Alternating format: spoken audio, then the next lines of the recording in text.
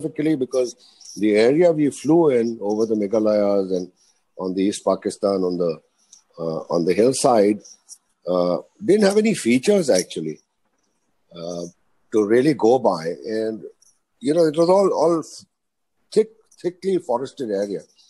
And I recall, because earlier, having flown with Supikol many times and having done the mission planning for him, his navigation was amazing, absolutely.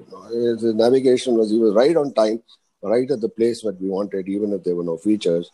And I still recall there was one particular feature in this navigation, which was a small old meter gauge line ending at a certain place with a temple or a water tank around. And at 10 seconds past 10 minutes, we were supposed to cross it. And my job was to actually fly abreast of him and keep the area clear and warn him in case any sabers appeared or we intercepted. And I remember just looking out at about 10 minutes, found this place right there where it should be. So learned a lot from Wing Commander Kaul and many others later on navigation, particularly at low level. After doing the run, we landed up in Kumbhigram. And why I bring this mission is because the way it happened.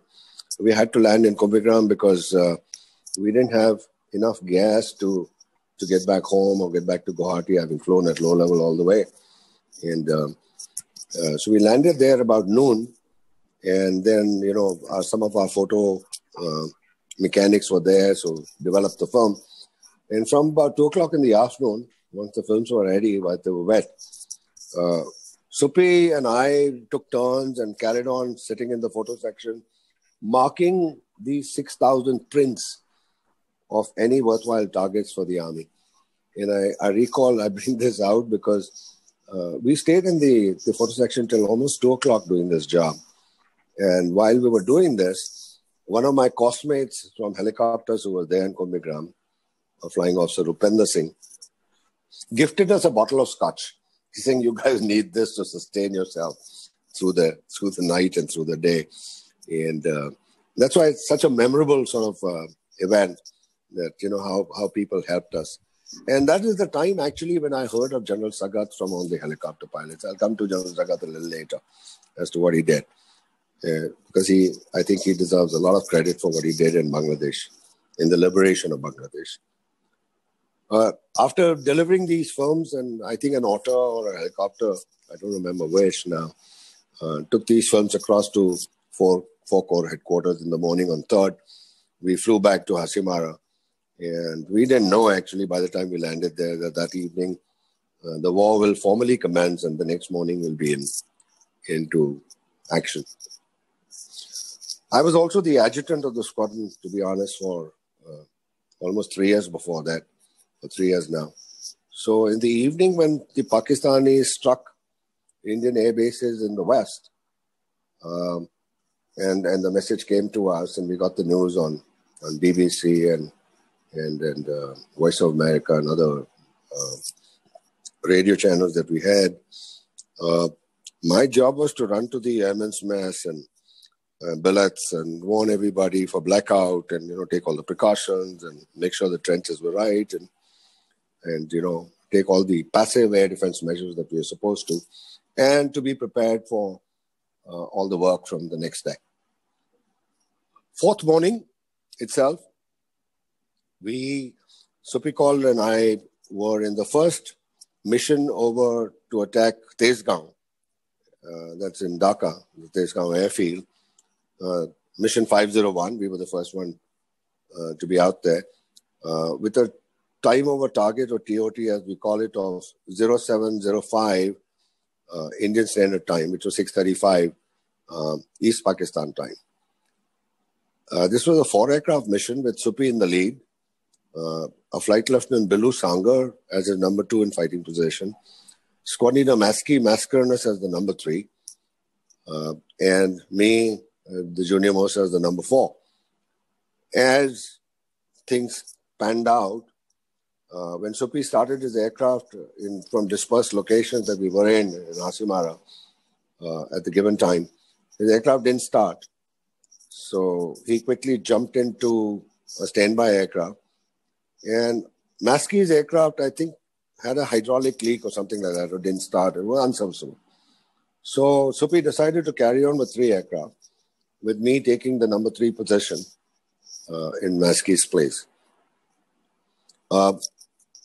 We took off on time, streamed one behind the other as briefed.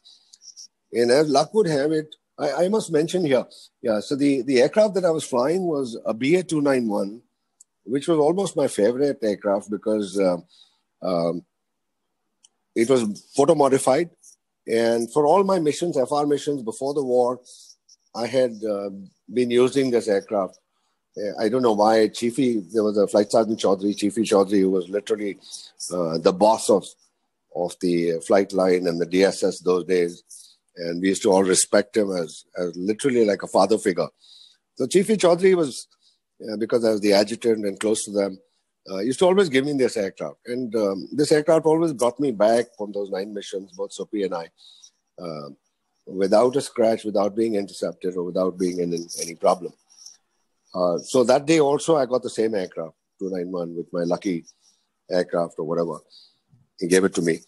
And as luck would have it, as soon as I took off behind Supi and Billu Sanger, streaming behind them in trail, my undercarriage button in the Hunter, which had to be pressed in to raise the undercarriage, the landing gear, wouldn't go in.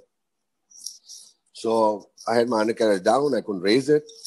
And Supi and Billu were kind of accelerating away from me at that particular, at their range speeds, cruising speeds, while I was restricted to below 250 knots, which I think was the undercarriage limit. So I was keeping them in sight, but trailing behind and falling back further and further because I couldn't raise my undercarriage. After a few attempts, I just decided to use an override switch, which is in the Hunter, and which is to be used only in emergencies or operational missions. And this was an operational mission. Because once you use this override button to switch to raise the landing gear, there was no guarantee that the gear will come down when you wanted to land on the way back. But since this was an operational mission and my first one, I didn't want to miss it. I didn't want Supi and Billu to go as two.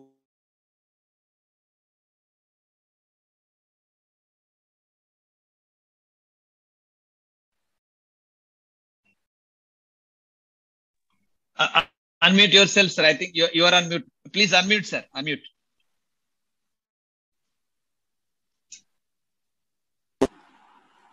Oh, so where was I last? Sir. Yes, sir.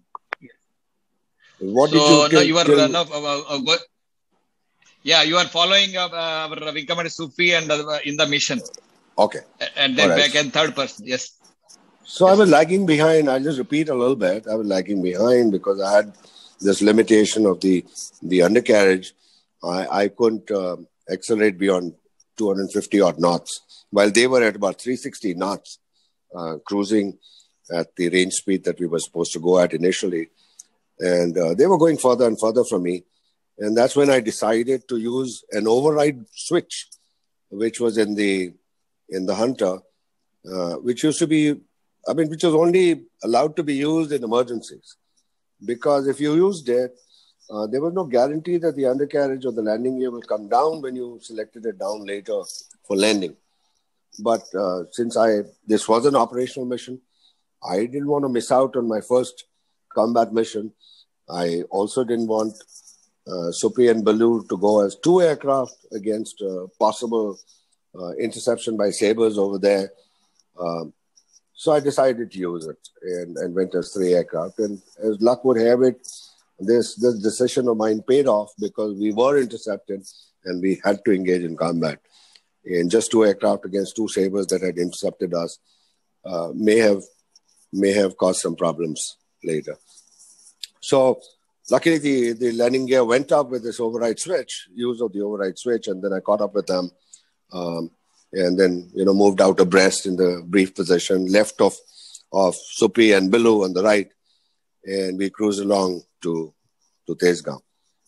At this time, I must mention that we were configured for this mission with 4 tanks, and just internal guns, because the Hunter Mark 56 that we were flying couldn't carry anything else if you had 4 tanks on.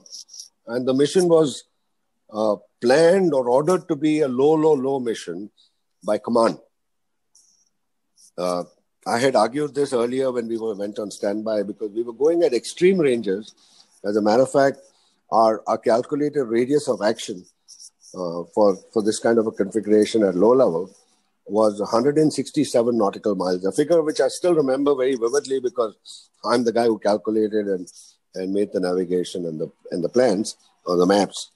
So our radius of action with all this was calculated with adequate combat reserves and diversionary fuel and everything, was 167 nautical miles, while we were cruising or traveling 181 nautical miles one way, which is 14 nautical miles extra to get to Tezgaon.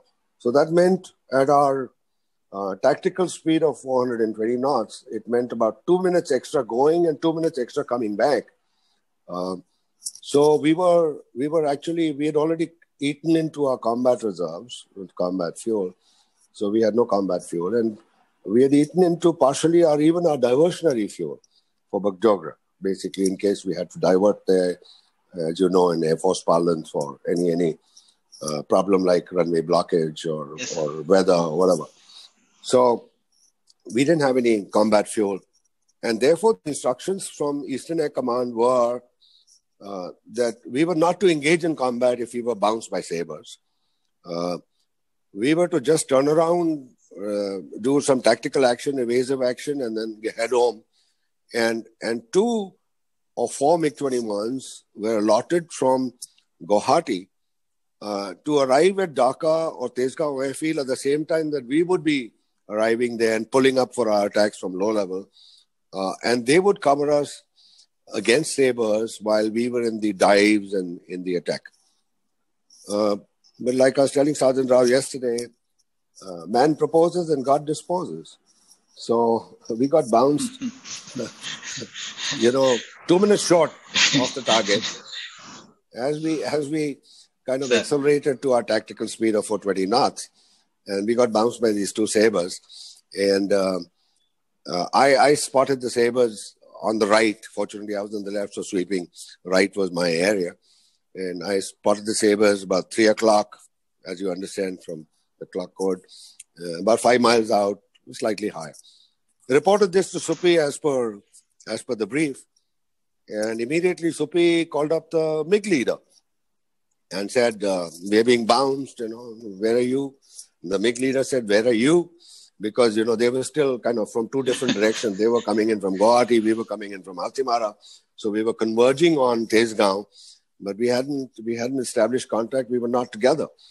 So this where are you was going on between Supi and the MiG leader for some time. The RT was thick with that. And in the meantime, these 2 sabers from 3 o'clock, if you can position, I wish I had a laptop where all these pictures are there. But if you can see my hand, if I'm here, from 3 o'clock, these 2 sabers slowly, kind of in a planned sort of a gentle turn, as if they were on an interception guided by a radar, fell in behind Supi and me. The lead saber was behind Supi's and Bilu together at about 2,500 yards, in my estimate. And the trail saber, the second saber, came behind me. And once in a while, by looking back and in my mirror, I could see him. But he was probably a little further, about 3,000 yards or so, approximately. So we carried on like this for almost a minute, I think, with where are you going on. And by then, I think, inadvertently or subconsciously, Supi had hit the throttle a little bit. He had accelerated. So I was keeping up with him abreast, and that was my job. So I had accelerated, and we were almost at 480 knots at that particular time. Very high speed for a Hunter 4 tanks. At about this time, when we hit 480 knots, the lead saber had closed into what I estimated as 2,000 yards behind Supi and Bilu. I suddenly saw a white plume or a whoosh under his belly. Actually, the saber had dropped his tanks, the external tanks, and there was a fuel spray over there, like a white plume. But at that particular moment, I thought he had fired a missile, a Sidewinder missile, because we'd been briefed by intelligence that the sabers, Pakistani sabers, had been modified to carry the Sidewinder missile. Now, we were at extreme low level, and the missile probably wouldn't have, those kind of missiles of those days, wouldn't have hit anybody. But I couldn't take a chance. So I immediately, as soon as I saw this plume, I ordered a hard right, which was our tactical action. A hard right, we were on approximately 170. So the course of 170. And aiming to roll out on 350, which was our course home, basically, and disengage. As you can imagine, in the stern hard right, what happens is that the outer element, which was me, would cross the inner element around 70, 80, 90 degrees of turn, halfway through the turn, and then go inside the turn. And these two then outside, the inner element, like Suppi and Billu, would then start picking me up and cover me. So as we did this hard turn, the lead saber broke off from his attack on Suppi, because otherwise he would have come in front of me and got sandwiched, as we call it. And I would have shot him down. So he turned towards me a little bit to avoid being sandwiched. And then at about 80, 90 degrees of the turn, I lost Suppi and Billu under my belly, because I was turning inside them, and rolled out on 350. I looked left. As soon as I rolled out, I looked left, aiming to pick up, or hoping to pick up Suppi and Billu around 9 o'clock to me, which was my left. And I saw nobody. There was nothing there. So I kind of looked all around. I was also looking for the other saber, which was supposed to be behind me. And I looked further back, and about 7:30, 8 o'clock on my left, I was on a northerly course, as you understand, 350. And I suddenly, at 7:30, 8 o'clock, I found two hunters exactly in the same formation, fighting position, with a saber behind them at about 300-400 yards, with puffs of black smoke coming out from his nose, which meant that he was firing. Okay. So I immediately yelled, thinking this was Suppi and Billu being fired at. Maybe they had loosened their turn, or something had happened in the turn. They were not abreast of me. Any possibility. I mean, there was no time to think about these kind of things. I just said, he's firing at you, literally yelling, he's firing at you, turn hard right. And these two hunters were turning pretty gently, actually. They were not turning hard like we had turned. Initially, in this particular turn, when I ordered the hard right, I think I must have clocked about 8G, 7G was the limit for the hunter.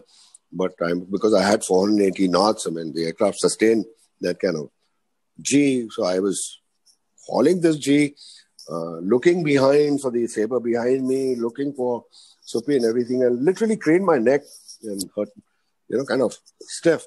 But anyway, so I saw these two and I yelled and said, he's firing at you. And instinctively, forgetting my fuel that I was short on, remember, we were beyond our combat calculated range.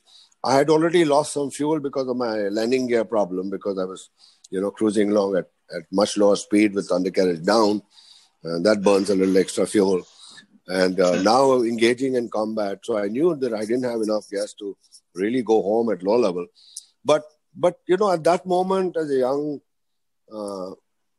fighter pilot, I didn't think of all these things. I just said, Suppi is being fired at, and it's my job to save him. You can't probably just walk away from it. So instinctively, I turned left in a climbing turn to the left, hard left, and reversed right. And thank God, because of the training that these people had given us earlier, many people before, in the early days when we had 52 pilots in the squadron, I was 35th, and so pilots were, surplus. And the training was so hard and exacting by these people that if you didn't perform, they pushed you out to ATC courses or ground duties or whatever. Navigation, yes. So you had to perform or perish. Now, that kind of hard training had its advantages in terms of the fact that even though I had only 240 hours on the Hunter by then in 4 years of service, these guys like, I must mention one name, Flight Lieutenant David DeBras, who left the service in 1970. But initially when he flew with me, trained me very hard, frankly. He's very exacting and very demanding. And if you didn't perform, he told you to go home and land. And then soon you were on your way to an ATC course or logistics or doing something else, You weren't flying anymore. But fortunately, he was happy with me and I learned a lot from him. So because of this training, this was like an instinctive, quick maneuver where I was behind the saber in quick time, in a few seconds I was behind the saber. Exactly coming in correctly. My gun sight, gyro gun sight, we used to have a gyro gun sight for those who don't understand. In a gyro gun sight, you calculate the lead angle. You have to fire ahead of the aircraft, so the gyro gun sight gives you the lead. And the idea is always, Wing Commander Karnik will understand, and the other fighter pilots will understand.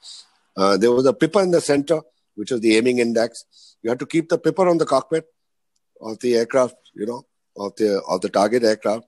And you had to enclose the wingspan of the aircraft with the diamonds on the side, with the wingspan set. That gave you the correct range and therefore the correct lead. So at 400 yards, I found myself very quickly at 400 yards behind the saber with my pipper exactly there, my diamonds enclosing the saber as they should. And guess what I did like a stupid young man. In training, I abused myself for it. Well, in training, what do? I mean, you mock by combat, you bring back a film, you press the camera button, bring back a film of the adversary to prove that you'd got him. You'd shot him down correctly, and the film is a success. Here, I press the camera button like an idiot. Absolute idiot. Okay? I swear. I mean, I must have used myself in the cockpit many times there. But I pressed the camera button instinctively. And as soon as I pressed it, I realized, oh, shit. And the trigger is in front of the camera button is on top of the stick. The trigger is in front of the stick. You have to lower it and you press it with your forefinger. So I was closing in very rapidly on this guy because I had very high speed and these guys were doing a lazy turn at lower speeds. So I closed it very rapidly. So I immediately lowered the trigger and I was screeching in literally to about 100 yards from him. He was huge. The saber. Okay.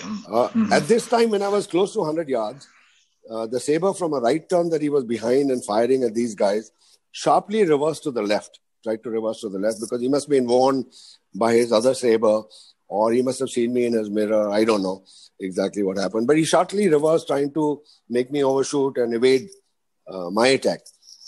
I didn't worry about, to be honest, at this distance, I didn't worry about the gyro gun sight or aiming or anything. I put the fixed cross on his spine and pressed the trigger quickly. I mean, quite frankly, from that distance, 50-odd yards that I fired at him, finally, I could have thrown a stone and got him. He was that big. I mean, he was literally all over my front canopy and beyond. I mean, I was like in formation with him. So he was that close. So I couldn't have missed him. And I just pressed the trigger and he blew up into pieces, literally. I'll tell you later how, because when I came and landed, Chief E. Chowdhury later told me after I landed that I had fired only 18 rounds total from all 4 guns.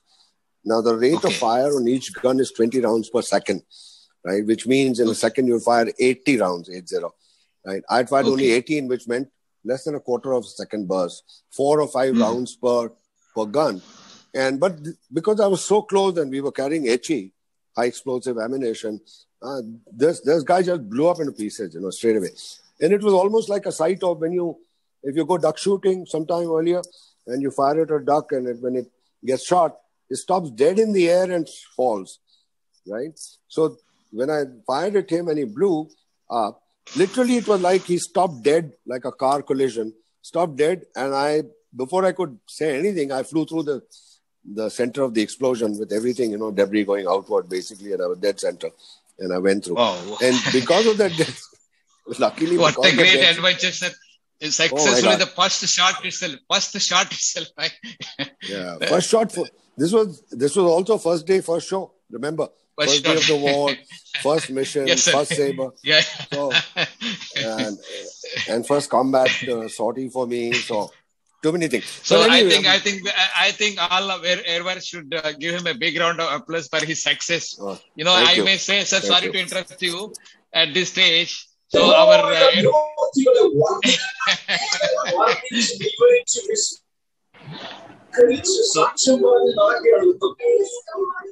Thank you. So in fact, I may tell you, please unmute yourself, sir. Unmute yourself. I'm unmuted, but the others have to mute them. Others, sir. Mute yourself. Please. Yeah, okay. Yeah. All right, so to continue, yes. Luckily, at that time, there was no time to think of the debris or damage or anything. I didn't even look inside. I just flew through the center and immediately went into a hard turn. Now, these two hunters were, say, about 400-500 yards ahead of me. And I thinking they're Supri and Billu, I said, Supri, hard right. I've got this. And sorry, as soon as I blew up, I said, I got him. In my excitement, actually, Okay. So, as I called, I got him. The MiGs, which were supposed to give us cover, by then had arrived over the area, or close to the area. And one of the MiG guys said, yeah, I see him. He's ejected. So this guy obviously ejected. Later I found out his name and I'll tell you what happened. From books, basically. I didn't know who he was at that time. So I flew through the center and then gave Supri a hard right again and said, roll out on 350, which is the course home now because we were running out of gas. And again, when I turned through, say, about 80, 90 degrees from the course that these guys were at, back on 350 and rolled out, maintaining high speed at low level, again, there was nobody on my left. Oh. Now, what had happened was, which we pieced together later as I landed, 17 Squadron was a sister squadron in Hasimara, also flying hunters, and they had a formation led by their flight commander, Squadron Leader Lele, with his number 2 as flying officer Buster Baines. Buster was his nickname, who was my course mate again. So they were flying with Wing Commander Neb and Flight Lieutenant, Wing Commander Neb, that time Flight Lieutenant Neb, and Flight Lieutenant Bajwa as the number 3 and 4 in their formation. Now, this formation was supposed to be 2 minutes behind us, right? Again for Tezgaon. So we were at 7:05 and they were supposed to be 7:07 or whatever time they'd been given, time over target. But somewhere they must have either come closer or accelerated and they were ahead of time or whatever. But in that initial hard turn that I did, because I was looking out for the Sabres and Supri, I didn't see them going through. So they obviously crossed us. And one of these Sabres that were behind us found that since we were maneuvering and these guys were going straight, lashed on to them. Because Buster Baines landed about the same time that I did, just a minute ahead or behind me, I don't know. And as soon as he landed, first of all, his aircraft had 42 bullet holes in him. Luckily, the Sabres were not using HE. They didn't have it or they were short or whatever. So he had 42 bullet holes in him solid because of the ball ammo that was carried. And his hydraulics had packed up, his instruments had packed up. But his engine was working, his aircraft was flying. And this young man, my seniority, same cause, somehow brought the aircraft back. And the moment he landed, back to Hasimara. Yeah, absolutely. Wonderful. I'm not just fortunate, wonderful, I would say, perseverance, job or whatever, for which he should have been rewarded. He was not. Yes. I'm sorry to say. No recognition given to him, right? Despite having stuck to the leader, brought the aircraft back with whatever holes, at least could be repaired, didn't eject over enemy territory that he could have. He came back. And as soon as he landed and he switched off and got out, he said, my nickname in Hasimara used to be Kappe. Okay? Harishwar. So he said, Kappe got the Sabre behind me because he heard all these calls. I got him and then the bullet stopped at him and he probably saw me inside his turn, going home again or whatever. So he said, Kappe got him, got the Sabre. So after landing, we pieced together because Supri and Billu didn't have a scratch on them. They didn't have any bullet holes. The Sabre was not firing at them. He was firing at Lele and Buster Baines, basically. So that's how we pieced together that the guy I got shot down in this melee somehow mix-up was the Sabre behind Lele and Buster Baines. And Supri and Billu had turned And as soon as Supi started his right turn, hard right, as per him, Hunter had these RT problems. Those days they were very primitive RT and something went wrong, and he could hear me, but he couldn't call back or he couldn't transmit at all. So he knew that I had got a saber, but he hadn't seen a saber. He hadn't been attacked by a saber. So they came back and landed earlier. So this is how we pieced the whole story together. And I wrote this article the 4th of December, where Buster actually was the guy I saved. Anyway, so when I rolled out on 350, I didn't see anybody again because Supi and Billu had already turned and gone home. They had already gone. And Buster and Lele wouldn't follow my orders, so they were still there with Neb and Bajwa or whatever. And I was the only guy who turned home and came home alone. Now, I found myself pretty low on gas. So initially, because there were one saber still lurking around somewhere, which I couldn't pick up, I maintained pretty high speeds at low level for about a minute. I didn't have any more gas. And with the same speed, I just zoomed up to about 15,000 feet and dropped throttle back and cruised along at very low range speeds, just looking around in my mirror to hope that nobody was behind me. And and somehow God was kind. I landed in Hasimar on the reciprocal runway, taxied back and switched off quickly. Right. And Chiefy Chaudhary later told me because he said, "Sir, you know how much gas you had in your aircraft, how much fuel you had?" I said, "No, how much? Very little, I know." So he said there was nothing. There were fumes, only fumes. You couldn't have lasted another minute. Yes. So, I mean, this is all God's grace, actually. So very kind.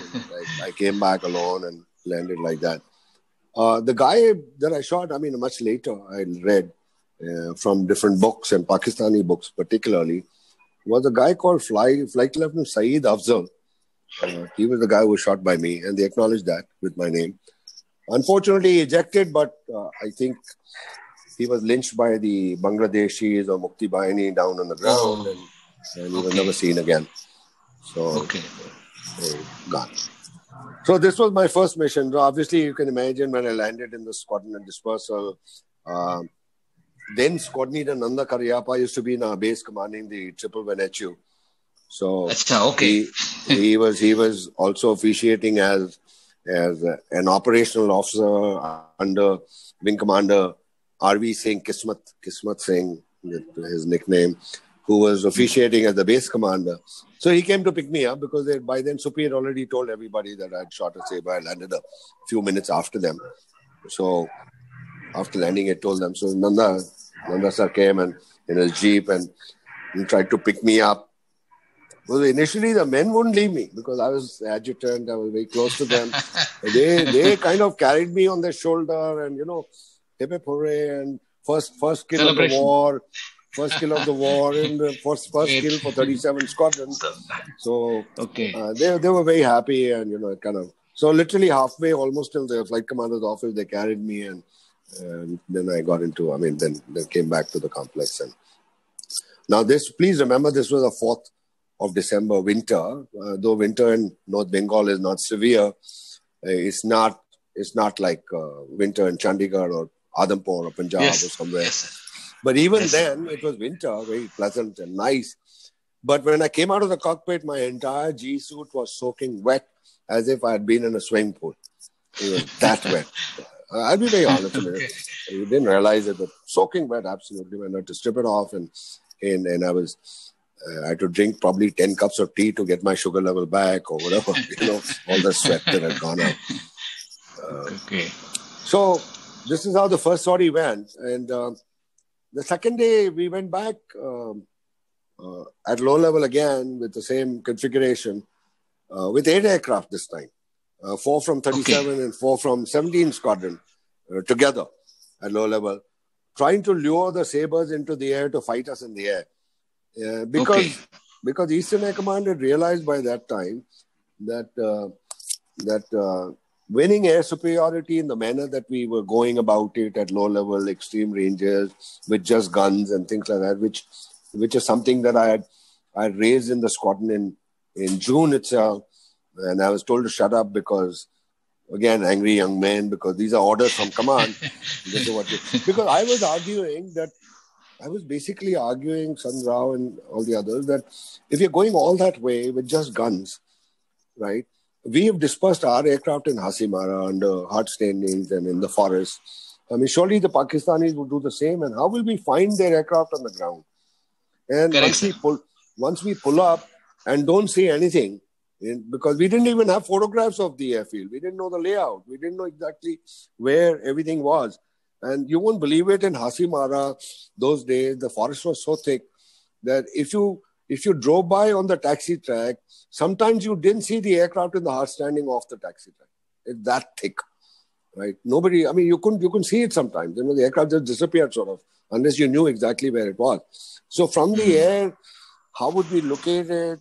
What will we fire at? And I said, if we don't see the aircraft lined up and outside in the open, what are we going to do? Pepper the runway with 30mm guns? I mean, what are we going to do? So why don't we carry bombs and go at high level or medium level where we have better fuel, combat fuel, and go in numbers. And if they come and meet us in the air, then we will drop our bombs and engage them in combat and shoot them down, because we have numerical superiority and we can do it. Or if they don't come to meet us, then we will just go from high level, get into a steep dive and drop the bombs on their runways and other operating surfaces. That was the whole idea, basically.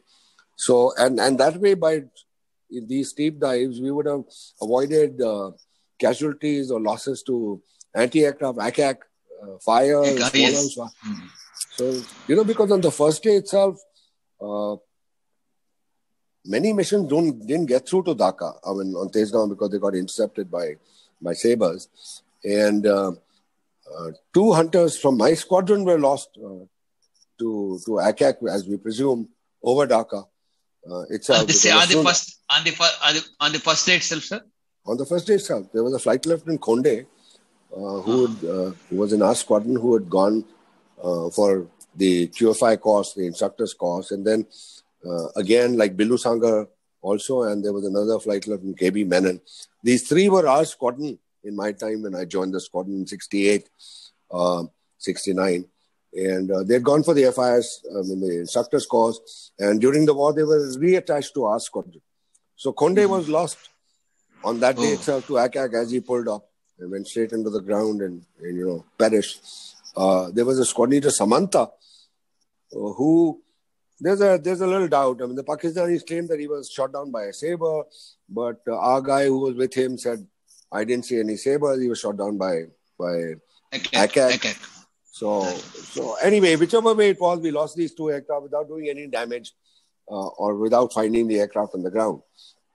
So the next day, the Eastern Air Command changed its tactics and said, okay, fight them in the air, so lure them in the air. And that's how we went, 8 aircraft. But I think very wisely, they must have seen 8 aircraft on the radar coming, and they said, we're not going to send 2 aircraft to meet 8 or 4 aircraft to meet 8, not worth it. So they didn't come and meet us. So I never saw a saber again in the air. By 5th evening, actually, Eastern Air Command had finally caught on to the bombing bit. And by 5th evening, one of the trial runs was done on Kurmitola. By 6th, Tezgaon was hit by bomb by MiGs from Guwahati.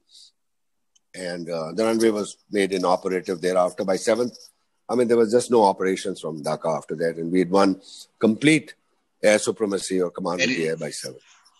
So thereafter, from 5th onwards also, most of our effort was going into supporting the army in close air support.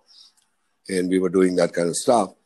And one of the very peculiar, another mission that I would like to mention over here, a very interesting one, is one I did on the 10th, I think, with me as a leader, 2 aircraft, and another younger officer called Flying Officer Rajesh Lal. We used to call him Laluli as a pet name, Laluli, good fun. So Laluli on my wing, 2 of us went, I think, close to Lalmani in Hut or Rangpur in the area. I'll have to check my logbook exactly where it was. And hit some brigade headquarters based on the army requirements. And as we finished the second attack and pulled up, Laluli, instead of catching up with me, called up saying, Khape, I'm losing power. I cannot maintain my speed and height. So I turned back and caught him again. And I found that with full throttle, some blade or some engine problem, we don't know exactly what happened. He was not generating enough power. So even with full throttle, he was not able to maintain height. So he wanted to eject, but, between the two of us, we said, no, you got a 0 level ejection seat. Why eject over East Pakistan? So we'll cruise along towards base. And since you got a 0 level ejection seat, Martin Baker, we'll take a decision at 1,000 feet, I told him. And he said, okay. So he kept cruising along with full power in a glide. It's a powered glide now at 230 odd knots, which was the best glide speed for the Hunter. I kept weaving over him, looking behind, though there were no sabers, I knew, but just in case somebody had got airborne from somewhere, I had to cover his tail in any case and bring him home and guide him. So we kept doing that and slowly went along. And I still remember, there were funny articles going on at this time. While I was telling Laluli to continue and we will decide at 1,000 feet, Squadron Bose, who was the senior flight commander in the squadron, we used to call him Bozo, he came up and said, let him eject. Immediately there was Maskey, who was the other squad leader and who knew me very well, much better than Bozo did. And he said, Kappe is handling it, let him handle it. Okay, shut up. Good. And good. Well, I was in the seat. I was the leader and I was handling it. And there was no risk to anyone. And so we went along, coming home northward. And at about 1,000 feet, when we had to take a decision as to whether to eject or not, we had got into Indian territory by then. Okay, good. I saw Cooch Behar Airfield on the left. Cooch Behar Airfield was a very important mission because, the way Laluli, I want to give credit to him because the way he recovered that aircraft is important to note. One of the missions. Now, all this is in my writing, incidentally. It's not that I'm saying it today. I published this already and I will send you a link if you guys want to read it. So, yes. I saw this Cooch Behar Airfield. Now, Cooch Behar was an abandoned airfield with just about 1,200 or 1,500 yards runway length, not really sufficient for a Hunter to operate on, but you could do it in an emergency. And instead of ejecting, I thought this was a better bet. So I told Laluli, I said, Laluli, Cooch Behar on your left, you think you can make it? And he said, yeah, I can do that. And he turned gently left towards Cooch Behar. Now, Cooch Behar alignment was 240060 of this runway, if I remember correctly. So southwesterly, northeasterly. And this was at about the last mission of the day. So this was at about 3:30, 4 o'clock in the afternoon when the sun was very low and setting in the east. And so when he turned left on 240 towards the airfield, the sun was right in the eyes. So Laluli did a beautiful landing. I mean, he touched down right on the dumbbell on the beginning of the runway correctly, the way he should have, beautifully controlled. Unfortunately, pardon me, because of the sun in his eyes, he kind of was misaligned slightly to the left by about 10 degrees or something. So within 100, 200 yards, he went off the runway. And okay. So he went into the Kacha and broke his undercarriage, etc. But the aircraft stopped beautifully short of the fence, didn't hit anything. And I saw Laluli, I was circling on top, and I saw him open his canopy and jump out and run just before the aircraft catches fire or something like that. Nothing like that happened. And after he ran out also, though I knew that he was outside the aircraft, couldn't hear me, I yelled, like the old movies, run for your life, Laluli. Great. Indirectly, conveying to everybody else on the air that Laluli is safe. He's in Cooch Behar because they'd heard that, and he's out of the aircraft. The helicopter went and picked him up. Now, once again, Laluli at that time had, I would say, 60, 70 hours on the Hunter. Not more. Very little. That's all. Okay. Yeah, okay. Because these were younger. I mean, I had 240 hours. This guy was junior to me, and we had much junior. We were not much junior, about 6 months, 1 year junior, but they'd come later, and we had hit 52 pilots in the squadron. There was no flying for many pilots for a long time. So we, after air superiority had been won, we started taking all these UT ops UT under training operational people into for giving them familiarization. There were no threats, so this was like a range sortie with leaders. So Laluli was doing that with me. So he had much less flying and experience, and despite that, he recovered the aircraft so beautifully.